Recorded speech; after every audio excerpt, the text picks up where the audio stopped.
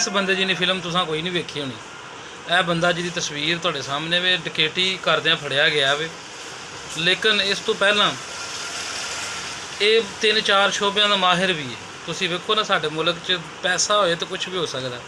MBBS doctor भी है और न्यूरो सर्जन है, और वो भी निरा सर्जन ही नहीं, निरा डॉक्टर ही नहीं, बल्कि असिस्टेंट प्रोफैसर है।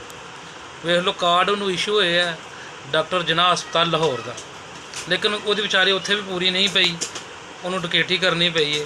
उस तो इलावा जनाब एक होर शोबा है वकालत, वकील भी है। वह कार्ड वेखो ना, वो कोल वकालत का भी लाइसेंस है, मैंबर बार कौंसल भी है।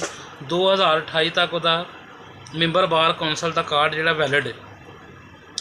तीसरा शोबा जनाब न्यूज़ रिपोर्टर, क्राइम रिपोर्टर भी है। एक्सप्रैस चैनल का कार्ड भी वो बने हैं, जिन्हें 2023 तक इन्होंने लाइसेंस जारी किया है।